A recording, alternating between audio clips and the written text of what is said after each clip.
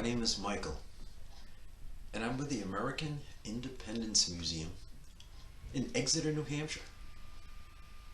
Welcome, and thanks for coming to what I call my meeting house. I've been reading a lot of interesting books lately, all about the American Revolution. And I found one book in particular that I think you might really find interesting. You see, it's quite different.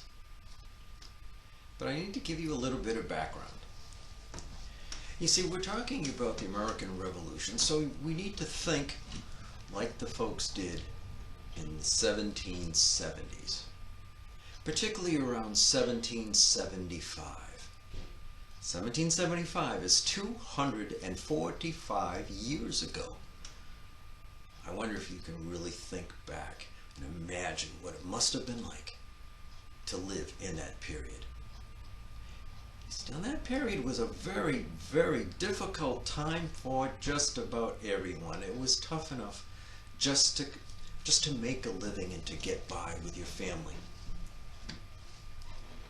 Everyone was getting along just fine, helping each other, each family helping another, building their homes, building their barns, for example. They'd all get together and help.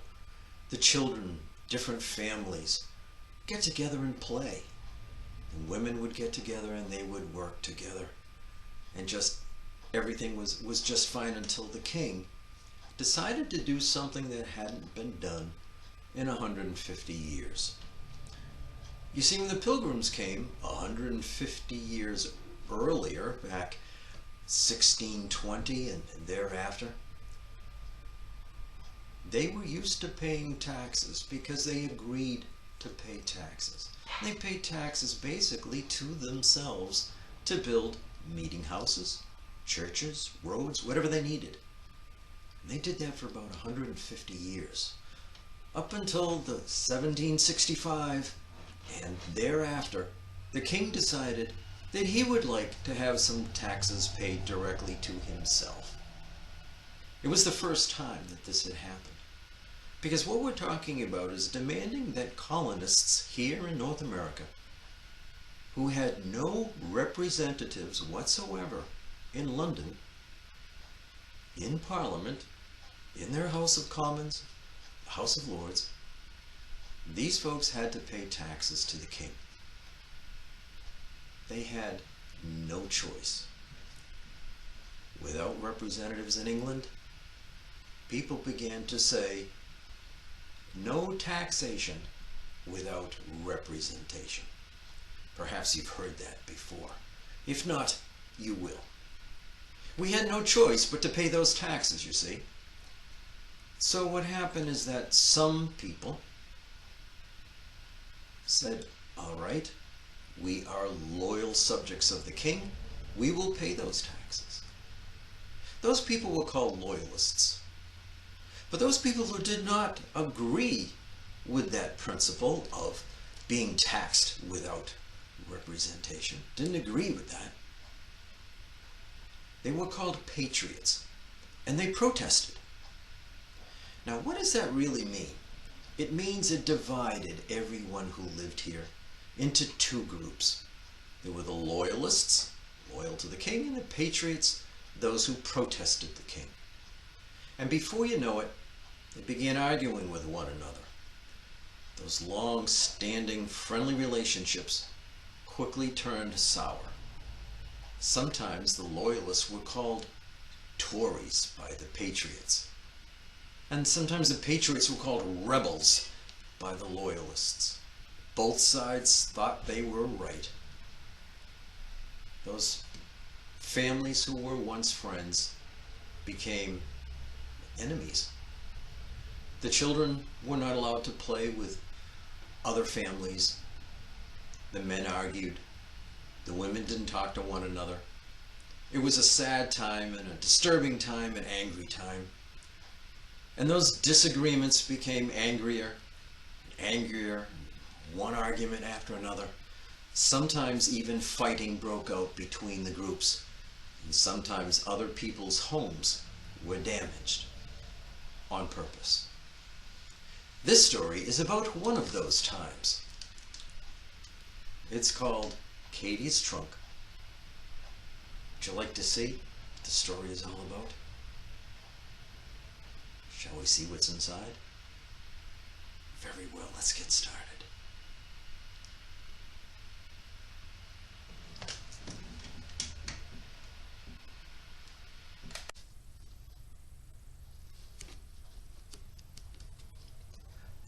Katie's Trunk by Ann Turner and illustrations by Ron Himler.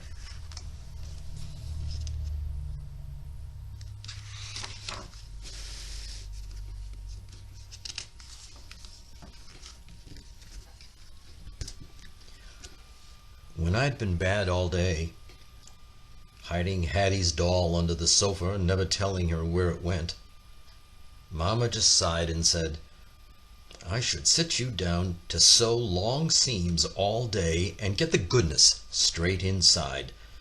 Katie, what is wrong with you?"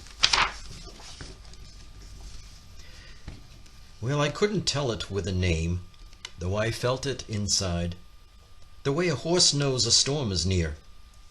I could feel the itchiness in the air, the wind bringing cold, the clouds tumbling over the trees bringing rain, a sour rain. "Must be," Mama sighed. She sat down to tea. "It must be all this trouble and fighting. Why, it makes me skittish as a newborn calf. All this marching and talking of these letters your papa speaks of. That tea they dumped in the harbor." Mama's hands shook. "Tea in the harbor? This is wasting God's good food." Brother Walter said, "That's not the least of it. It will get worse." She peered at him. "How could it get worse, Walter?" Then she shut her lips on the words.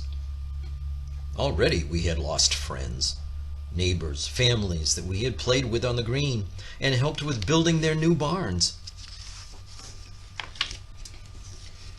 Celia Warren would no longer speak to me. Her brother Ralph no longer spoke to Walter. Sometimes I heard that word hissed, "Tory," like a snake about to bite. The rebels were arming, Brother told me, and were marching and drilling beyond the meadows. I'll never forget the day they came. The sun was hot on the mill pond, and Walter, Hattie, and I watched the dragonflies peel their skins off on the long grass and then fly away. Something like smoke rose over the road, and out of it, Papa came running. "Get your mother! Hide in the woods! The rebels are coming!" We ran to the house. Mama's face was like a white handkerchief. She shoved a piece of pork pie in our hands and ran us out to the thick woods where we could hide. Crouched in the underbrush, I felt like an animal in a trap. Suddenly I was so mad I could not still myself. I raced for the house. Mama's fierce whisper trying to call me back. But I would not let John Warren, Reuben Otis hurt our house and our things. It was not right. It was not just. It was not fair.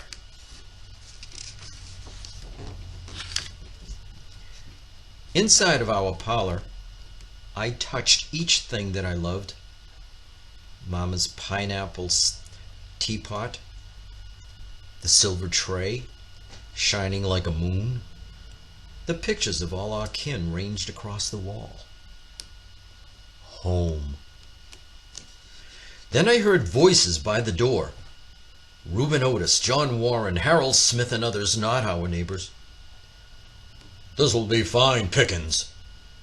They paused on the front step and ripped the knocker off the wood. I ran into Mama and Papa's room, just looking for someplace to hide. If they could steal, they could hurt as well. There was Mama's wedding trunk, big and black and domed. I pulled up the trunk lid and I hid under the dresses. In the shut-down darkness, everything was muffled and far away.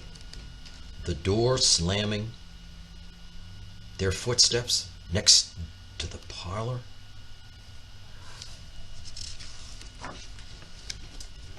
English goods. Someone spat. Something hit the floor and broke. My breath stuck in my throat. Someone cursed and I heard Reuben say, "Mr. Gray has money here. Look hard for it."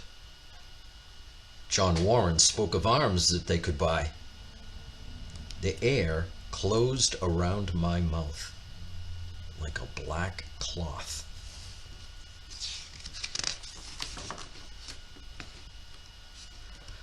I bit my hand and prayed, though I was never much good at that. I thought my words might go up to God like bubbles in a pond to the silver top, where they would burst. Please, God, don't let them find me. Don't let them hurt us. Let me breathe.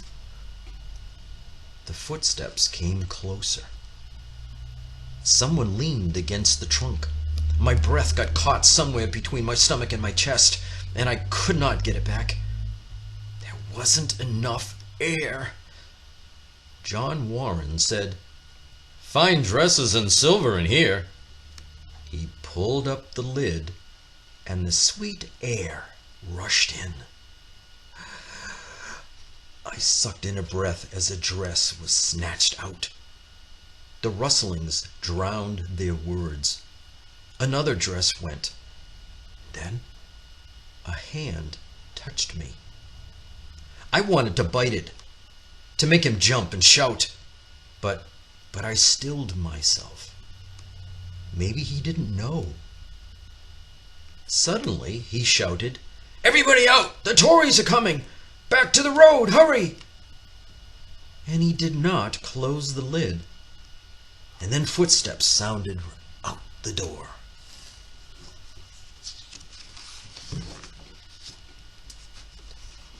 Sudden quiet. My heart beat loud as the horses galloping down the road.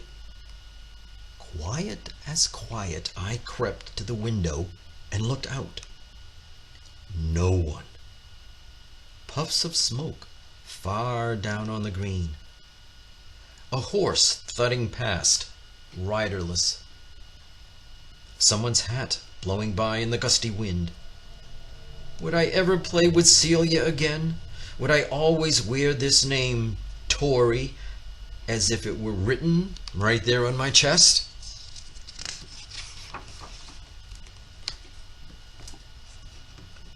I sat down. I hugged my knees and I began to cry.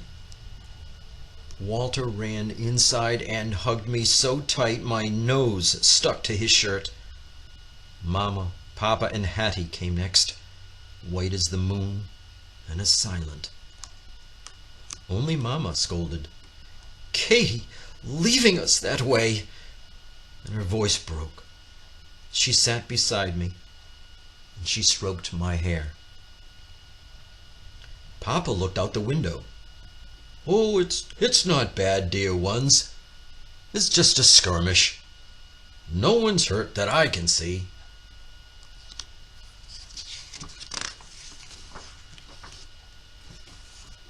Walter's mouth snapped open and then shut tight. I wiped my eyes on his sleeve. A sudden thread like a song ran through my head. When Mama asked me to sew straight seams to get the goodness straight, I knew I couldn't do it. But John Warren had. When I hid in the black, stuffy trunk, when my breath got lost in Mama's dresses, he left the trunk lid up to let me breathe. And then he called the others away. He'd left one seam of goodness there, and we were all tied to it. Papa, Mama, Walter, Hattie, and me.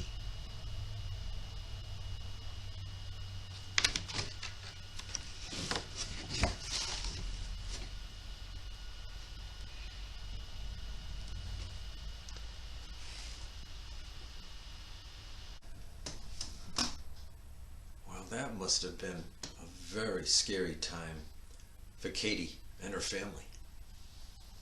What do you think? Well, let me just say that I've really enjoyed having you here with me in the meeting house. Thank you for coming and visiting with me at the American Independence Museum, Exeter, New Hampshire, via our Facebook page, or our website, or even our YouTube channel. But I hope it won't be long at all before I'll meet you in person, right there at the museum in Exeter. Hope to see you soon. Farewell, my